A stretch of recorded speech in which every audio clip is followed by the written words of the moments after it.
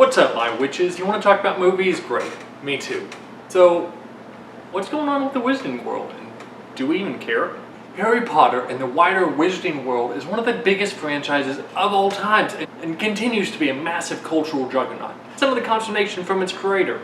Yay, that one's going to be a fun minefield to talk about in a couple of minutes. But what's actually going on with it? What type of content can we expect from it moving forward? And what type of content do we actually want from it? In today's video, we'll be discussing that and a lot more, but probably a bit less, as we take a look at the universe of witches, wizards, and magical frogs. Thank you so much for watching. If you could be a wonderful wizard in and of yourself, and go ahead and like, comment, and subscribe. Again, we are creeping up on 1,000 subscribers, and it would be so great if this tiny channel could be a little less small. And all you have to do is click that subscribe button, and then boom, you're a subscriber, Harry. So as it stands now, the Wizarding World consists of 7 Harry Potter books, 8 movie adaptations of those books, 3 prequel movies, 1 video game, and I think 1 stage play. I've seen all of the movies. I've read 4 of the books whenever they first came out, so I was very young when that happened. And I've not played the video game yet, but I sure would like to. I did, however, go to Universal Studios last year, and that Hagrid ride is a 10 out of 10. I would recommend it. So I wouldn't say that I'm a massive fan of the franchise. I would say I've been a consistent fan of it. I've been here since nearly the beginning, having the books read to me as a young child, long before even the first movie was made. I wouldn't consider myself a massive hardcore fan. So to say all that to say, I have strong connections with the franchise, even if my fandom has waxed and waned over the years.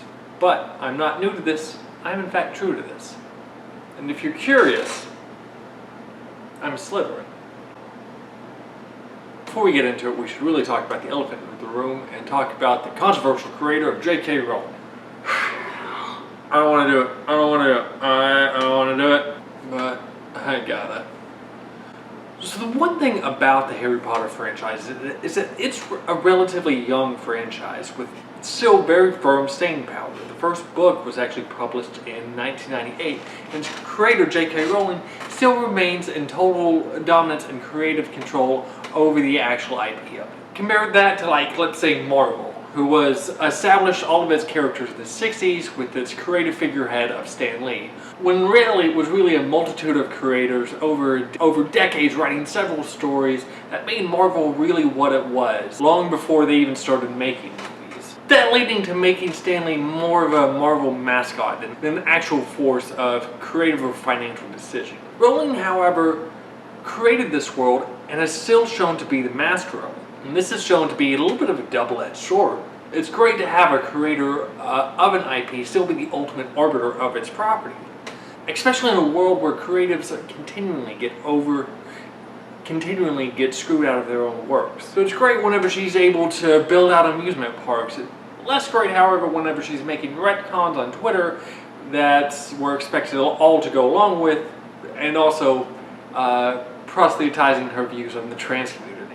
What I didn't want to talk about, no, and I didn't even want to talk about this little. Listen, I don't know all the ins and outs of J.K. Rowling's views on the trans community, and quite frankly, I don't want to know. But I'm pretty confident as to whatever they are, I'm pretty firmly on the other side of it.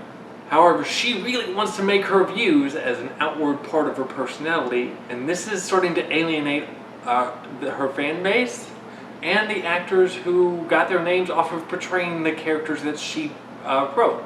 Daniel Radcliffe, Rupert Grint, Emma Watson, all speaking out against her views. That's just a fun thing to have in the back of your head anytime you're wanting to watch a piece of media revolving around witches and wizards. But where do we actually stand with the current state of the Harry Potter franchise? Well, then there's the core text, which is what the world is based on, which is the original 7 books, followed by the 8 movie adaptations of those books. From what I can tell, everyone is satisfied with them. I'm not seeing a whole lot of people claiming that the movies are somehow inauthentic in their experience to the book, or that they are somehow out of date with what the actual fandom is wanting.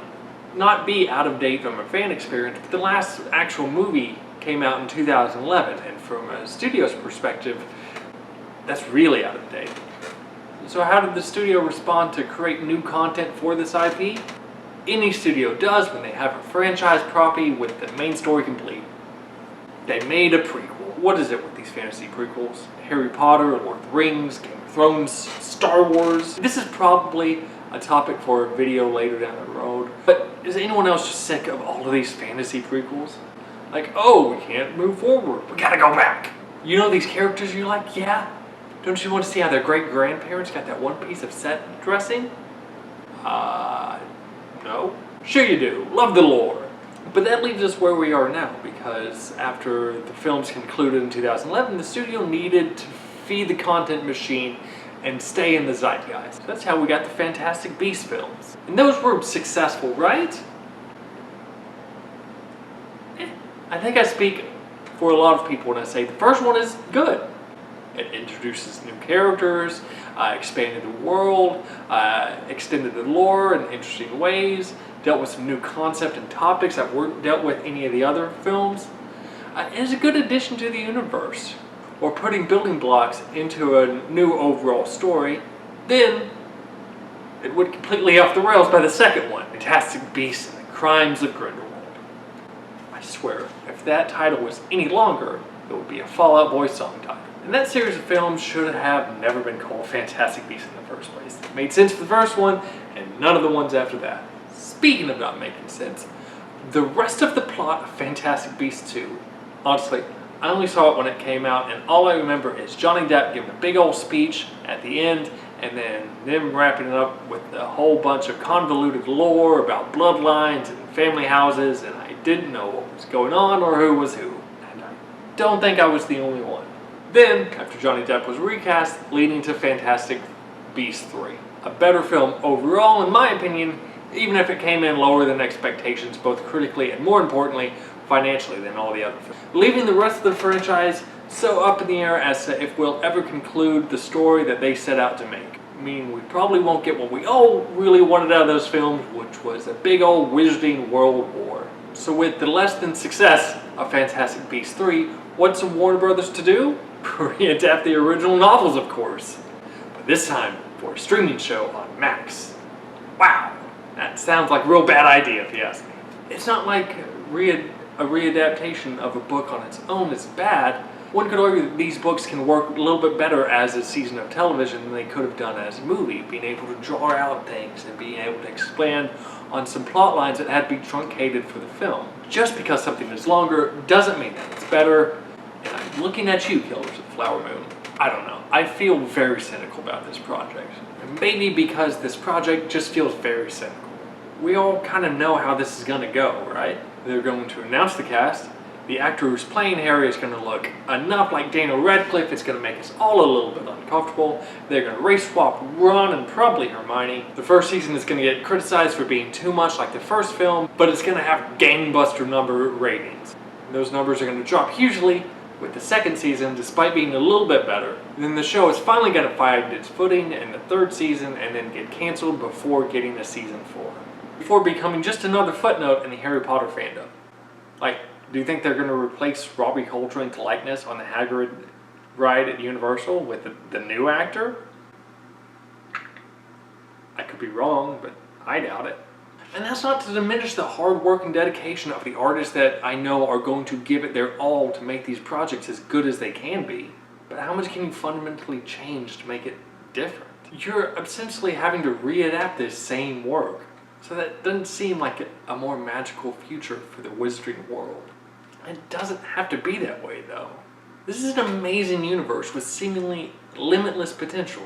The owners of this should be looking to expand the world and not retread on the same ground or half-finished prequels. We can get new stories, new characters over this wizarding world. One of the things that I liked about the first Fantastic Beasts film was that we met new wizards who are already fully blown wizards jobs and are looking to expand the world and to tell new stories. You can do things like that. I feel like what I'm trying to say is that I would like a Wizarding World police procedural. How great would that be? To have wizard detectives collecting magic clues and solving fun magic crimes. It doesn't need to be world-ending stakes every time out, but something beyond the same people doing the same things. Or even an Indiana Jones inspired adventure films of finding old magical relics and globetrotting. These are spitballing ideas, but you get my point, right? something more than just the Hogwarts posse trying to stop the ultimate evil every time. That's where I'm going to leave it for now. I would love to hear it from you. What types of Wizarding World material would you like to see? Comment below, let me know.